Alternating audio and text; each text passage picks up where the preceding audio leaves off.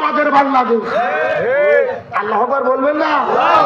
কক্সবাজার টেকোতে মাহফিল হয়েছে, আজকে যশোরে আদিন আকিস গ্রুপের মাহফিল, 3 দিন মাহফিলের সমাপনী দিবস, 15-20 লক্ষ মানুষের সমাবেশ ঘটতেছে, গণজোয়ার চলতেছে।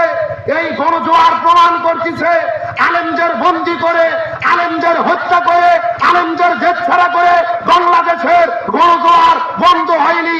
আগামীর বাংলাদেশ হবে কোরআনের বাংলাদেশ, আগামীর বাংলাদেশ হবে আলেমদের বাংলাদেশ। বন্ধ করা যায় না।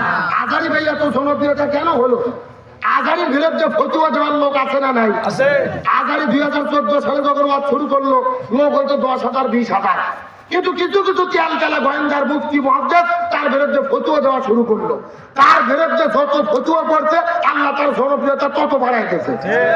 এই যে কক্সবাজার মাহফিল হলো 1 সপ্তাহ আগে, মাহফিল হওয়ার পরে কিছু সাহেব ফতুয়া দিচ্ছে।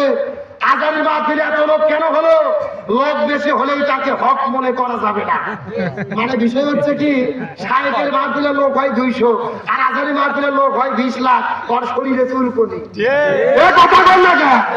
আবার একজন ফতোয়া দিচ্ছে আজারি মাহফিলে কেন মুনাজাত করলো, বিদআত হয়েছে, তাইরি ফতোয়া দিচ্ছে আজারি মাহফিলে কেন দরুদ পড়া হলো না।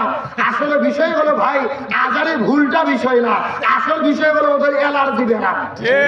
1.5 ঘন্টা ওয়াজ গবেষণা করে দেখছে কোনো ভুল নাই, তখন চিন্তা করছে কি আর ভুল করবো, তখন মুনাজাতে ভুল, দরুদে ভুল। লোক আসলে মূলত কোনো ভুল না, ভুল হলো বেশি লোক হওয়া। কথা বল না কেন?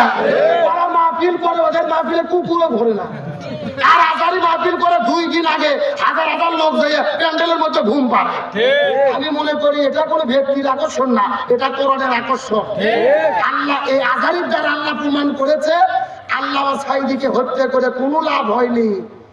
আজারি বানায়া দিয়েছে, এক সাইদি হত্যা করছে, শত শত সাইদি আল্লাহ বানায়া দিয়েছে। আর ধরে বলেন কথা ঠিক কিনা?